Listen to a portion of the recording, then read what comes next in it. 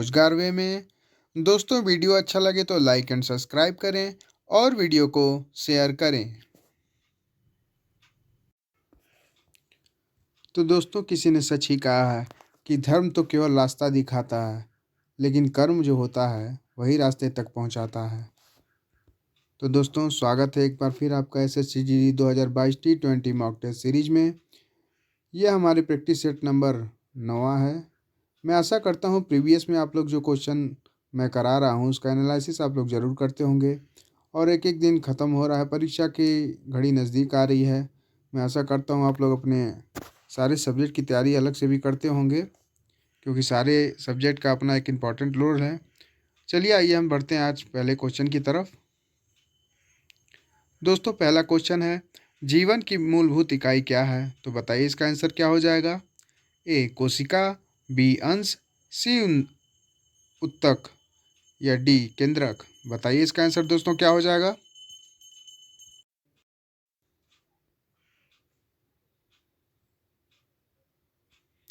तो दोस्तों इसका आंसर है ऑप्शन ए कोशिका। कोशिका ही हमारे शरीर की मूलभूत इकाई होती है। जैसे कि कोशिकाओं से मिलकर हमारा सारा अंग बना होता है। जैसे कि पहले कोशिका होता है, कोशिका के समूह को हम लोग उत्तक कहते हैं, उत्तकों के समूह को अंग कहते हैं, और ये अंग सारा अंग जो है सारे मिलकर ये अपना हमारे शरीर का निर्माण करता है। तो इस हिसाब से जीवन की मूलभूत इकाई आपका ऑप्शन हो जाएगा ऑप्शन ए कोशिका। आइए अगले क्वेश्चन की तरफ। चालक की लंबाई बढ़ने से प्रतिरोध पर क्या प्रभाव पड़ेगा? घटेगा या फिर बढ़ेगा या समान रहता है या शून्य हो जाता है? बताइए इसका आंसर क्या हो जाएगा दोस्तों।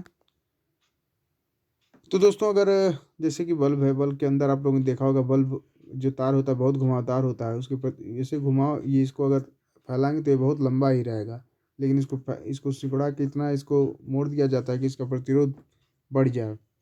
तो चालक की इसकी लंबाई बहुत अधिक होती है, इसको जानबूझ के सिकोड़ दिया जाए कि प्रतिरोध क्या नाम है बहुत अधिक हो जाए इसमें। तो चालक की लंबाई बढ़ने से प्रतिरोध पर क्या प्रभाव पड़ेगा? तो ऑप्शन बी बढ़ेगा इसका प्रभाव। जितना ही चालक की लंबाई बढ़ेगी, जितना ही लंबाई रहेगा, जितना ही उसमें ऐंठन रहेगा, तो उसमें प्रतिरोधक क्षमता अधिक रहेगी। दोस्तों आइए अगले क्वेश्चन की तरफ। निम्नलिखित में से किसे भविष्य की धातु कहा जाता है? तो बताइए इसका आंसर क्या हो जाएगा। ए तांबा, बी लोहा, सी टाइटेनियम, डी एल्युमिनियम। बताइए इसका आंसर दोस्तों क्या हो जाएगा। तो दोस्तों इसका आंसर हो जाएगा टाइटेनियम, ऑप्शन सी।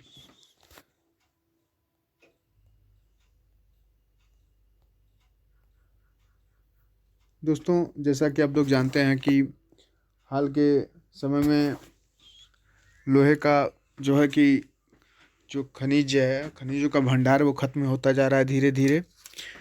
तो आधुनिक मतलब आने वाले समय में तांबा या लोहा इससे भी सबसे ज़्यादा इम्पोर्टेंट इसी की हो जाएगी, टाइटेनियम की हो जाएगी। ये सबसे बहुत आसानी से मिल जाता है, तो इसीलिए कहा गया इसे भविष्य की धातु इसीलिए कहा जाता है इसे। तो आइए अगले क्वेश्चन की तरफ। भारतीय रिजर्व बैंक का लेखा वर्ष क्या है? बताइए। ये तो आपको पता होना चाहिए, कल ही मैंने क्वेश्चन में डिस्कस किया था इसक्यों अप्रैल मार्च या जुलाई जून या अक्टूबर सितंबर या जनवरी दिसंबर। बताइए किसमें क्या होता है इसका भारतीय रिजर्व बैंक का लेखा वर्ष। कल ही मैंने चर्चा किया था इस बारे में। तो दोस्तों इसका आंसर हो जाएगा जुलाई से जून। 1 जुलाई से लेके 31 जून तक होता है भारतीय रिजर्व बैंक का लेखा वर्ष। और सामान्य वित्तीय वर्ष जो होता है वो होता है 1 अप्रैल से लेके 31 मार्च तक, जो फाइनेंशियल ईयर जिसको बोलते हैं हम लोग। और दोस्तों अब भारतीय रिजर्व बैंक को बैंकों का बैंक कहते हैं। इसकी स्थापना हुई थी 1 जनवरी 1935 में। और इसके पहले अध्यक्ष क्या कौन थे? सर ओसबोर्न थे, जो अंग्रेजी अध्यक्ष थे। इसके पहले भारतीय अध्यक्ष कौन थे? सी.डी. देशमुख थे। इसका भारतीय रिजर्व बैंक का राष्ट्रीयकरण कब किया गया? तो 1 जनवरी 1949 में इसका राष्ट्रीयकरण किया गया था। अगर दोस्तों क्वेश्चन पूछता है भारतीय रिजर्व बैंक का वर्तमान में गवर्नर कौन है, तो शक्तिकांत दास है, जो कि 25वें नंबर के गवर्नर जनरल हैं। तो दोस्तों आइए अगला क्वेश्चन हम लोग देखते हैं। किस देश का जीवन स्तर किससे मापा जाता है? किसी देश का जीवन स्तर किससे मापा जाता है? ए गरीबी के अनुपात से या प्रति व्यक्ति आय से? सी राष्ट्रीय आय से या बेरोजगारी दर से। बताइए इसका आंसर क्या हो जाएगा। तो दोस्तों इसका आंसर हो जाएगा ऑप्शन बी, प्रति व्यक्ति आय से। प्रति व्यक्ति आय की गणना कैसे की जाती है बताइए। तो इसका सूत्र होता है राष्ट्रीय आय अपॉन उस देश की जनसंख्या, जिस देश का प्रति व्यक्ति आय निकालना है, उस देश में जितनी जनसंख्या है उसको राष्ट्रीय आय से मल्टीप्लाई कर देंगे तो इसका आंसर आ जाएगा। प्रति व्यक्ति आय आ जाता है। तो इससे अब किसी देश का जीवन स्तर किससे मापा जाता है, तो प्रति व्यक्ति आय से मापा जाता है। आइए अगले क्वेश्चन की तरफ। विश्व बैंक सामान्यतः कौन सा ऋण देता है, अल्पकालीन देता है या मध्यकालीन देता है या दीर्घकालीन या मध्य एवं दीर्घ दोनों देता है। बताइए इसका आंसर क्या हो जाएगा। तो दोस्तों इसका आंसर हो जाएगा मध्यकालीन एवं मध्य देता है और दीर्घकालिक ऋण भी देता है विश्व बैंक। तो दोस्तों अगर पूछता है विश्व बैंक का मुख्यालय कहाँ पे है, तो इसको बताएंगे हम लोग वाशिंगटन डीसी में इसका मुख्यालय है। अगर दोस्तों क्वेश्चन पूछता है वाशिंगटन जो है ये किस नदी के किनारे, तो ये पोटोमक नदी के किनारे है। अगर दोस्तों पूछता है विश्व बैंक की स्थापना कब हुई, तो ये हुई थी आई थिंक जुलाई 1944 में इसकी स्थापना हुई थी। इसमें वर्तमान समय में सदस्य देशों की संख्या कितनी है, तो इसमें से वर्तमान समय में सदस्य देशों की संख्या 189 है। आइए अगले क्वेश्चन की तरफ हम लोग बढ़ते हैं। चंद्रगुप्त मौर्य ने अपने अंतिम दिन कहाँ गुजारे थे, काशी में, पाटलिपुत्र में या उज्जैन में या श्रवणबेलगोला में। तो बताइए इसका आंसर क्या हो जाएगा दोस्तों। तो दोस्तों इसका आंसर है श्रवणबेलगोला में गुजारा था अपना आखिरी दिन, अपने अंतिम समय इन्होंने।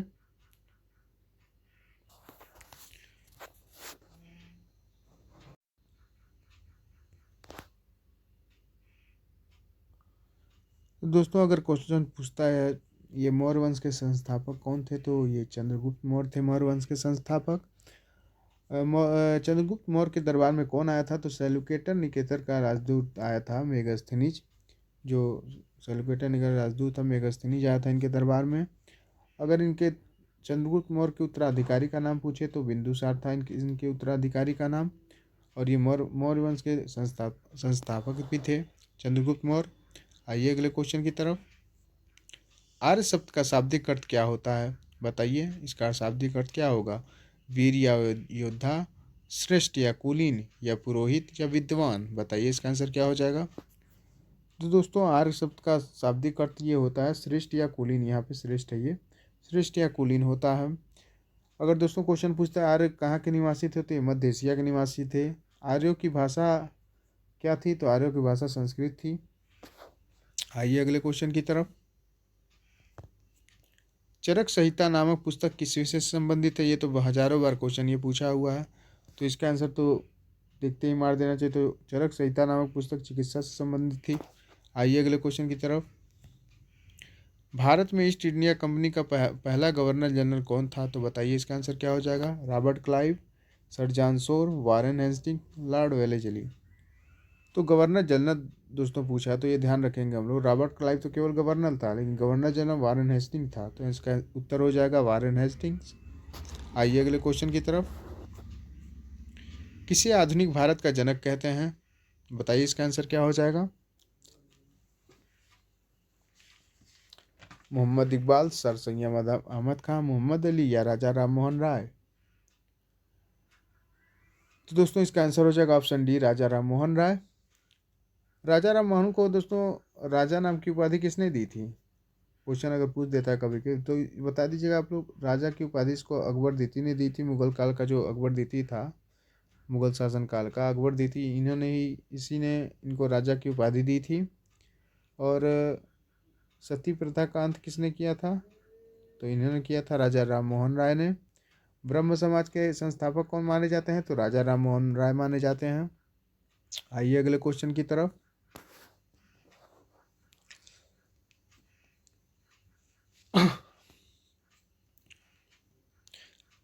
रेगुलेटिंग एक्ट कब पारित किया गया था, ये भी क्वेश्चन दोस्तों क्वेश्चन हजारों बार पूछा हुआ है।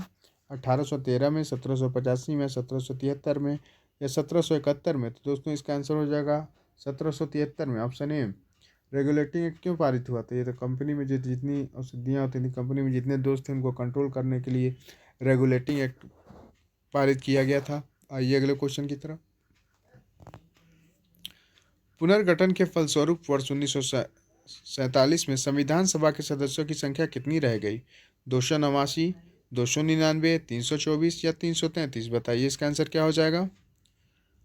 तो दोस्तों इसका आंसर हो जाएगा ऑप्शन ए 289। और प्रारंभ पुनर्गठन से पहले कितने संविधान सभा में सदस्य? तो बता देंगे हम लोग 389 सदस्य से संविधान सभा में। आइए अगले क्वेश्चन की तरफ।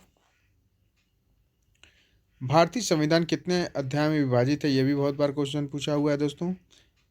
तो 16 भागों में विभाजित था कि 24 भागों में, 25 या 22 भागों में? कितने भागों में विभाजित था? तो भारतीय संविधान 25 भागों में विभाजित था। आइए अगले क्वेश्चन की तरफ। वर्ष भर बोई जाने वाली फसल कौन सी है? तो ये तो आप लोग को पता होना चाहिए जितने लोग कृषि से संबंधित हैं। उड़द है या गेहूं है या राई या मक्का? तो दोस्तों वर्ष भर में एक ही फसल बोई जाती है और वह मक्का फसल वर्ष भर में कभी बोई जा सकती है। आइए अगले क्वेश्चन की तरफ। पृथ्वी की उपसौर की स्थिति किस महीने में होती है? बताइए इसका आंसर क्या हो जाएगा। जून में या जुलाई में या सितंबर या जनवरी? तो दोस्तों उपसौर का मतलब सबसे पहले हम लोग जानेंगे उपसौर का क्या होता है, अर्थ इसका। तो उपसौर जब होता है जब पृथ्वी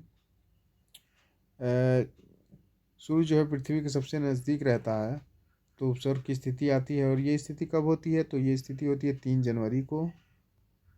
और दोस्तों अपसौर कब होता है? तो दोस्तों अपसौर जब पूछे तो ये होता है 4 जुलाई को।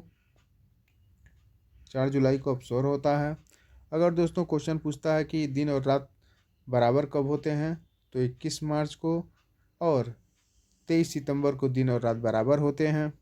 अगर दोस्तों क्वेश्चन पूछे कि सबसे बड़ा दिन कब होता है? तो 21 जून को सबसे बड़ा दिन होता है। सबसे छोटा दिन कब होता है? तो 22 दिसंबर को सबसे छोटा दिन होता है। तो इस तरीके से हम लोग देखा ये क्वेश्चन। आइए अगले क्वेश्चन की तरफ। निकस ओलंपिया कोलंबस पर्वत किस ग्रह पे स्थित है? शुक्र ग्रह पे स्थित है या पृथ्वी पे या मंगल पे या बुध पे? तो बताइए इसका आंसर क्या हो जाएगा। तो दोस्तों निकस ओलंपिया पर्वत मंगल ग्रह पे है, तो ऑप्शन सी इसका आंसर हो जाएगा। और दोस्तों सांझ का तारा या भोर का तारा किसे कहते हैं? तो सांझ या भोर का तारा शुक्र ग्रह को कहते हैं और पृथ्वी की भगनी ग्रह भी इसको कहते हैं। सबसे छोटा ग्रह कौन सा है? तो ये हो जाएगा बुध। बुध सबसे छोटा ग्रह है। आइए अगले क्वेश्चन की तरफ। विश्व का सबसे ऊंचा जलप्रपात कौन सा है? तो बताइए। स्टैनले, एंजिल या नियांग्रा या बोहेमा? तो दोस्तों इसका आंसर हो जाएगा एंजिल जलप्रपात। एंजिल जलप्रपात कहाँ पे है बताइए आप लोग कमेंट बॉक्स में।